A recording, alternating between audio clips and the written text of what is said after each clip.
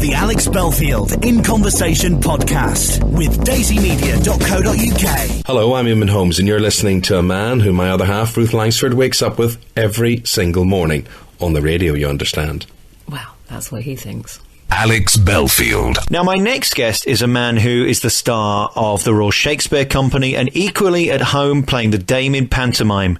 He's a man who's the star of X-Men and, of course, the Da Vinci Code. He's the one and only Sir Ian McKellen. Last time I saw you, of course, was in pantomime. You look fabulous in a frock. Well, I'm not wearing a frock at the moment, although being radio, perhaps I am, you know. What are you? Are you an actor, a performer, or just a personality that does everything?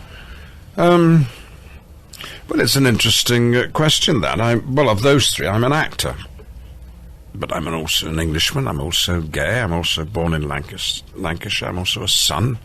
I'm not a father yet. I've a number of things that make up me, but what I do for a living is act. I don't like being a personality. I don't quite know what that means, but and I certainly don't like being a celebrity, and I don't think that's really a part of being an actor.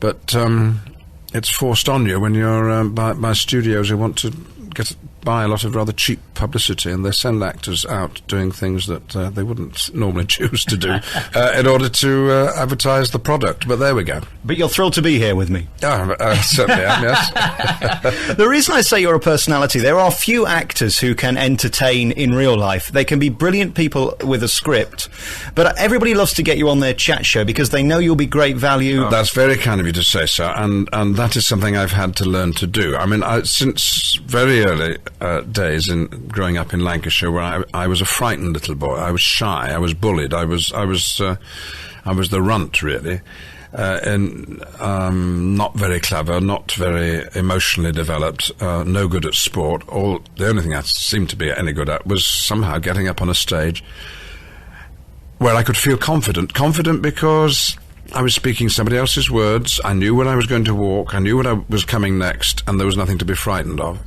In those circumstances, I can be as brave and outlandish as the worst of them. But for the rest of life, I was still the boy, even in my teens and 20s and 30s, who really didn't like going to parties very much, and if I did, would sit in the corner and hope it would be over soon. Self-confidence is what I've had to learn as an actor, and the only way I could get to be self-confident was by acting.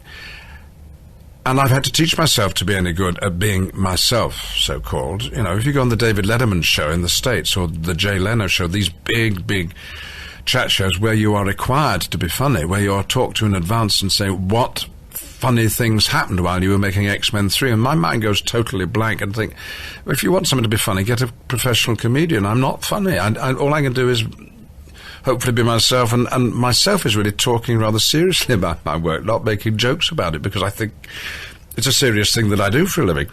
So there we go. If I'm any good at being on these chat shows, it's sweet of you to say that I am, then it's something I've had to learn. And I rehearse, and I watch them and work out how best to do them, and so I take it rather seriously.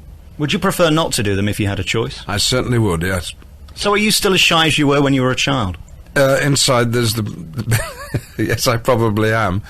It's been the best thing about being a success as an actor is that I can now go into a room, and because quite a few people are likely to know something about me and will talk to me, I don't feel anywhere near as frightened as I used to in those circumstances.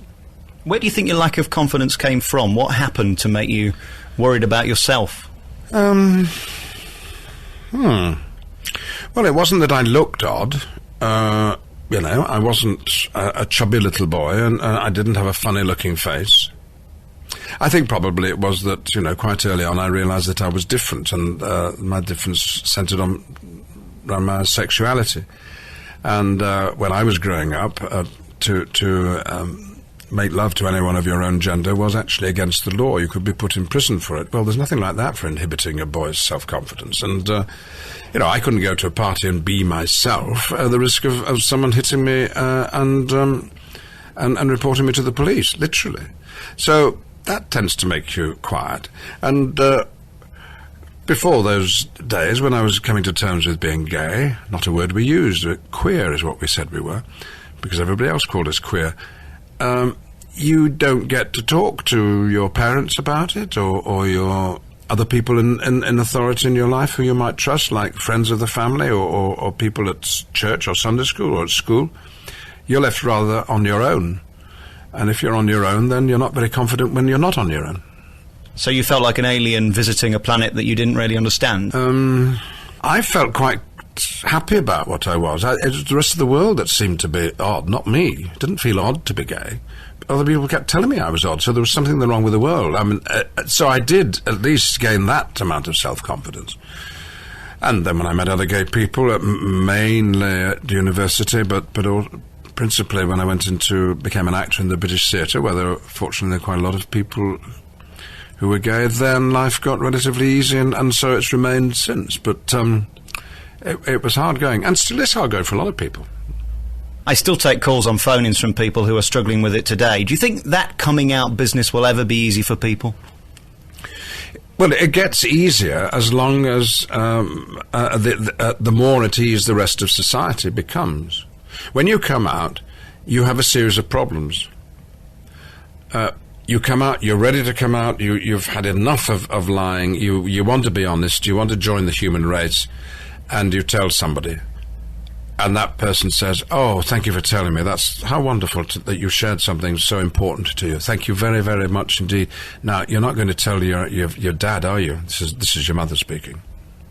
And when you tell your dad, he said, "That's fine with me, son. I love you as much as ever. I always suspected this, but look, you're not going to tell your brother and sister, are you?" And you tell your siblings, and they say, "You're not going to tell your cousins." And everyone's got a problem about somebody else.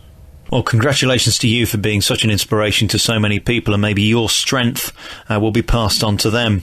I want to move on and talk about your choices now for films, because you were in The Da Vinci Code, which had incredible publicity about it. Lots of people had an opinion, good and bad.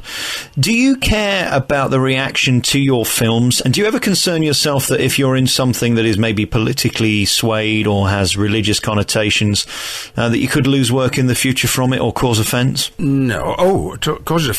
Oh, good Lord, everything causes offence. Someone walking towards me with a mobile phone is offensive to me. I want them to join the human race and be in the same street as I am and risk looking me in the eyes and falling in love. I don't want them in a world of their own. But yeah, I don't say there should be law against phones in public places. Oh no, you couldn't run your life on worrying whether you were causing offence. And you mustn't hurt anybody with your words. Unless it's because you feel so strongly that they believe something that you cannot countenance. You have an argument then. There's the films I make, the plays I'm in, are the films and plays that I would like to go and see. That's my first judgment. Would I like to see this film? And if the answer is yes, then I say, well, now, is this a part that I want to play? Is it going to be nicely difficult? That's usually a test for me. Am I going to find it... Is it going to make me better as a result, as an actor? Am I going to find out something about acting? If it's just repetition, I don't want to do it. But I don't worry that it might offend other people. And sometimes I'm glad to think that it might. I mean, when I was in the play, the first production ever of Martin Sherman's play Bent, which was about gay people in Dhaka, which then went round the world on stage and was later filmed, and I was also in that. Then I was proud that film might disturb people and upset them, and thereby hopefully make them think, because what we were dealing with was a story that had remained hidden for too long, the way that gay people were as badly treated, and maybe worse, in the labour camps of the Third Reich than the other unfortunates who were incarcerated there. So sometimes you do want to stir it up, yeah. So provoking a reaction is far more important than not provoking a reaction. Ken Dodd says that his aim at the end of a very long evening, when he's made people laugh, is that he should have moved people's perception about the world even that much, and my fingers are only a couple of millimetres apart there. But if that's his aim, it's my aim too. I would like people to see... hear and watch the story that I'm helping to tell and have their lives changed by it. There needn't be an instant conversion to any point of view, that's not the point, but just they've learnt something, they've discovered something about the world they didn't know before, or about themselves, and there will always be that need. the first thing you do with a child to bring it into the human race is to tell it stories. And kids sit open-mouthed and beg you to tell them stories. And what are they doing? They're exploring the world through fiction, through images and images that are sometimes painted with words and funny voices and characters, and that's true. Kids like it and adults like it, and it's not just the kid in us that likes it, it's we need it. I'm curious to know what kind of music you listen to. Are you passionate about music? No, I don't know how my gramophone works, and that gives it away, doesn't it? Gramophone? Exactly. I don't know how the record player works. I don't know. No.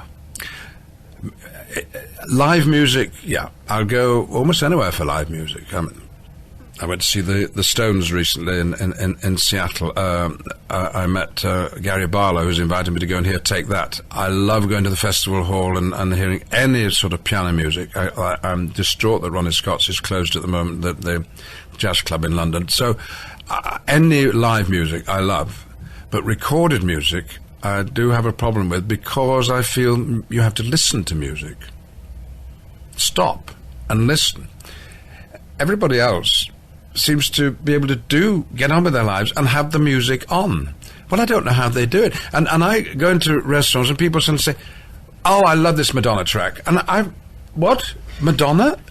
That's Madonna? It's just all Muzak to me. I've never developed the ear for recorded music. And so if I play music,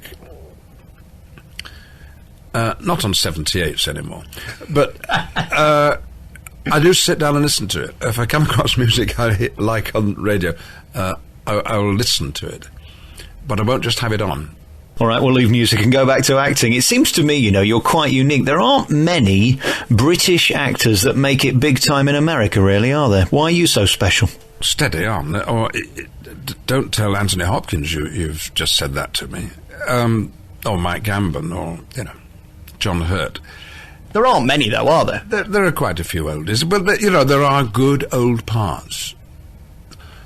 Gandolf, 7,000 years old. That's a good part. But so somebody's got to play them. What are you going to do? To put young people in the beard, or have someone who knows what they're doing? So it's all luck, and anyone who tells you that luck isn't involved in our business is a liar, or they misunderstood how it works. I don't know how I got Gandalf. I think, although they denied, that it was offered to Sean Connery, who perhaps didn't like the idea of going to work in New Zealand for a year. I don't know. And Tony Hopkins, I think, was also offered it. And it came my way, and I don't quite know why. It could have easily gone to other wonderful British actors.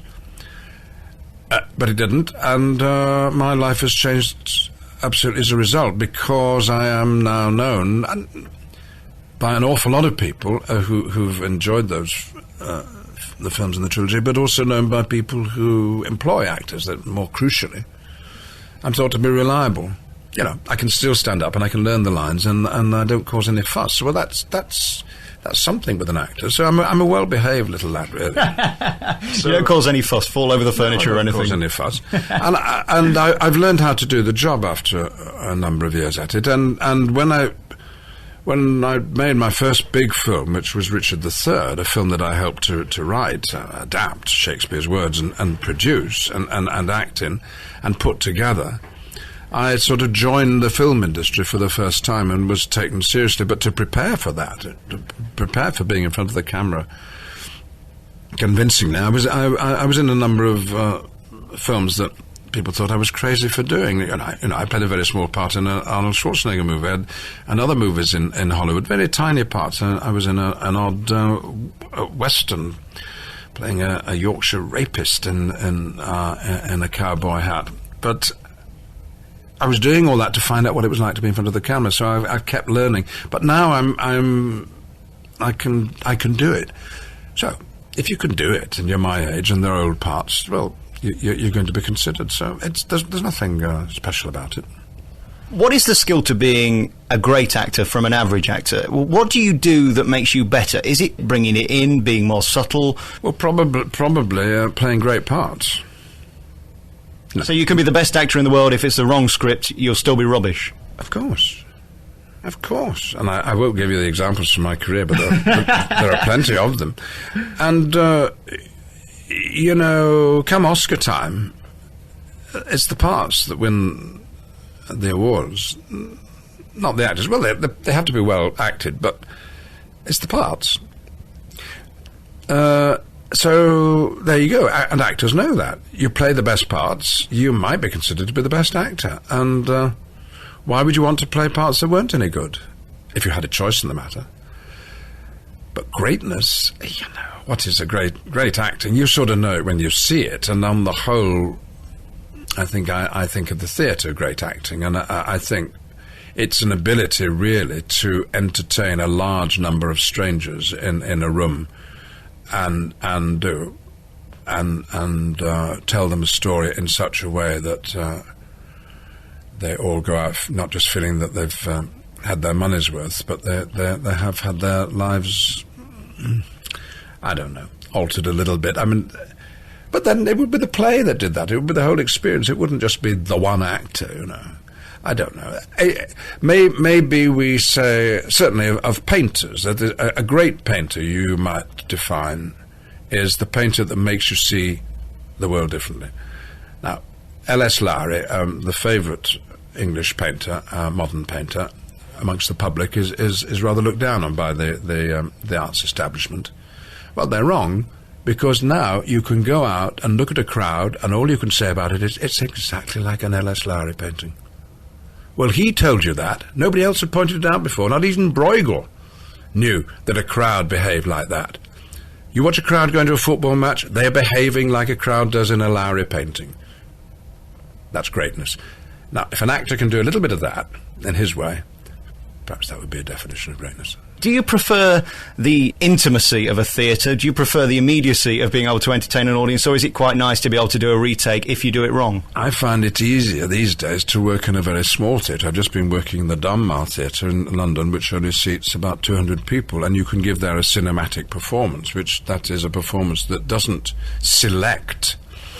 The actor doesn't tell the audience what to look at, just does the performance, just is the character, and the audience have to lean forward and make up their minds as to what they think, and look at whatever they want to. If you're in a big theatre, you have to start waving a handkerchief in your arms around and saying, "Oh, me, I'm speaking now, and now I will tell you something about the character." Well, that's another sort of acting, and it's a different style of acting. On the whole, these days, I prefer to work in small theatres and in front of the camera. But the difference between acting on stage and film is really one of scale. And you know, you 4 months making a movie, doing a show 8 times a week. You can't do a show 8 times a week until you've spent an awful lot of time preparing for it. And so when you're rehearsing a play, it's a little bit like filming a film. You suddenly land on a moment, you say, got it, think I understand that. That's the moment you want the camera to be turning. And so there are connections. When you're filming, it does feel like you're rehearsing. And when you're rehearsing, it feels a little bit like filming.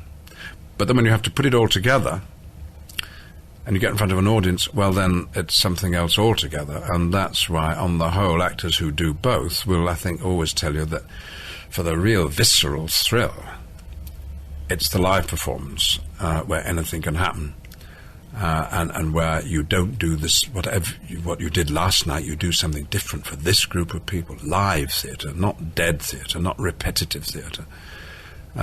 Each performance is a new take, as it were, in film terms. So, but there's no reason if you can work in one medium, you should be able to work in another. Although, you know, often film actors come a cropper on the stage because they don't know about just making sure they can be heard and seen. They don't quite know how to present themselves. And film actors don't always know about walking, because when did you last see a pair of feet in a film? Film acting is usually about the face. If you sit in the stalls of a theatre, well, the first thing you see is the feet, actually. You have to look up at the rest of the body, and you have to work with your full body on stage. But then it's all acting. And on radio, here we are, I'm gesticulating, wasting my time, because no one listening can see it, you see. They don't, but that, I love acting for the microphone on radio. because it's reducing everything just to the voice. So it's all acting, and it's all related, and it's all difficult, and all very rewarding. Is it a bit frustrating when you're doing a film 3 or 4 months away and you're waiting around days on end and then you do your bit? Or is that just part of the job? No job is wonderful, is it, all the time? Well, it depends where you are. When I did X-Men 2 in Vancouver, in British Columbia, one of the most beautiful areas in the world, I was there for 15 weeks and I only worked 15 days. So I was on one perpetual holiday. It was wonderful. I made a film you've never heard of called Alfred the Great, way back in the 60s, in Galway, in Ireland, and they went there. Clive Donner went there because he wanted the Irish mist wiping all the colour from the palette of this story from the Dark Ages. And it was the best summer that Galway's ever had. So day after day, we opened up the curtains in the morning saying, "Oh, we can't go to work today. It's sunny." So that, don't feel sorry for actors on the whole. For actors in films on the whole, pretty well looked after. They're staying for free in a rather nice hotel, and they've got per diem, and they're surrounded by their mates, and they may be miles from home, which may be a disadvantage, but it's not too bad. And it is a matter of discipline when you finally get into the studio and you finally get in front of the camera, and it can be frustrating waiting around all day for that moment when you will deliver your performance, because you're about to deliver something for posterity. Immortality is within your grasp. Are you going to be up to it? It's a dreadful responsibility. In the theatre, you give a duff performance, say a line badly, there's another night to come, we'll be all right. But in film, yeah, you can take it again, but you've got to be able to deliver, and the clock's ticking over, and that is, I find that nerve-wracking. And there's that word, the best film actors are those who can relax and just not worry about all the pressures and just effortlessly be themselves through the character that they're playing. Is life good for you now? You're a big star, an international star, movie star, theatre star. You must get recognised everywhere you go. Do you enjoy that, or would you rather be more private? I didn't become an actor to be famous. I really didn't. I didn't become an actor to be rich. And very late in the day, I suppose, at past pensionable age, I am, compared with most people, famous and rich. So they're big bonuses, huge bonuses. I can travel first class because I can afford to. I love that. It's the one big luxury in my life. But I would hate to be such a person who had to live in a castle with a moat and security guards. That sort of film star life, it must be absolutely dreadful. And I don't think many of them can cope with it. And Hollywood is littered with the corpses of people who have not been able to cope with fame at that sort of intense level. But for me, to walk down the road and for some kid to go wide-eyed because they've just seen Gandolf in the flesh, I have to explain to them that I'm not really Gandalf, and they seem to understand that, rather as I understood when I was a kid going to see Father Christmas in the shop, that he wasn't really Father Christmas. The real Father Christmas was busy getting ready for Christmas. And I have to explain that Gandalf doesn't sign autographs. But it's very alluring that at my age, I'm doing something which entertains all the generations. That is genuinely thrilling. And I don't have children of my own, but there are an awful lot of kids in the world who think of me as their granddad or their great-granddad. Partly, and that's very, very sweet. I was in New York on September the 11th, 2000 and whatever it was, when the planes went into the Twin Towers, and the following day I walked down to Ground Zero with some friends, and the air was stinking of concrete and God knows what. It got stuck in the back of your throat, and it was as awful as you could imagine. And the streets were empty, except for little knots of social workers and police who were sitting around having a well-earned cup of tea. And as I just got to Ground Zero, there was a little group of black police from the New York Police Department. And one of them shouted out, "Hey, Magneto!" And I don't know what that story tells, but that's what my life is like now. I can be going about my business and being involved in something as devastating as that event, which has changed all our lives. And there's a man who I'll never meet again, who I didn't know I knew, who knew who I was. And that just makes me feel quite warm inside. But the real job continues of taking somebody else's words and making them believable for the audience, whether they're coming to see a film or a play. And I dare say I shall go on doing that as long as people ask me to. Well, we hope so. And the great thing about you is, I don't think you've got anything to prove now. I can't imagine anything worse than being 22 and being the biggest star in the world. Yes, I agree. Absolutely. And my life and my career has all been about gaining confidence, getting rid of that shyness, being able to stand up in public. And now, you see, initially I could only stand up in public if it was on a stage and I'd got grease paint on and I was speaking somebody else's words and I was disguised. Then I learned how to be myself on stage and use myself and not be disguised, and I don't wear stage makeup anymore. But now, better still, my self-confidence is almost total, because now I can speak openly about being gay, which I found so difficult for so long. I can go into any situation and be Ian McKellen. That's the way it should be. Let's talk about the Oscars, because that's got to be something that you never forget, that feeling of standing in front of all those people that you've watched in the movies. I can't imagine even wanting to be part of it. It's so American, ridiculous and over the top. Is it great fun or not? Well, it isn't. I would hate to have to do it every year, but it isn't given to actors to do it every year. But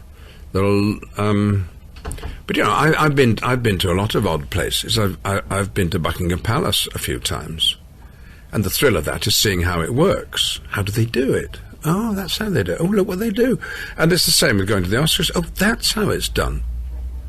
But I'm sorry to disappoint you if it is a disappointment, perhaps not to you, but you go to the Oscars and you sit there for a long time, and most of the evening is not the ceremony. Most of the evening is waiting for the ceremony to restart, because interspersing the broadcast of the Oscars on American television is the commercials, which pay for the program, which is why it's there. All these people want to advertise their products in the company of very famous actors and glamorous people in general.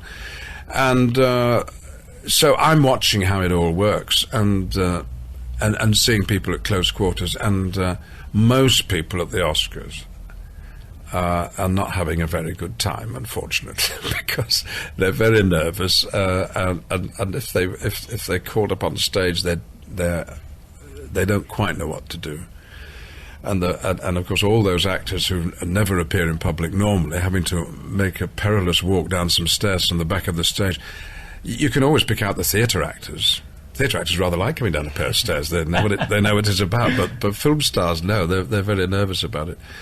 So there's a lot of tension in the air, and oddly enough, a lot of boredom. And it goes on forever and ever, and really what you're waiting to do is to get to the parties afterwards. But then you can't get to the parties until you've been photographed a million times. So it's people at work, really. They're working, but it's not really what they want to do for a living, because what they do for a living is make movies.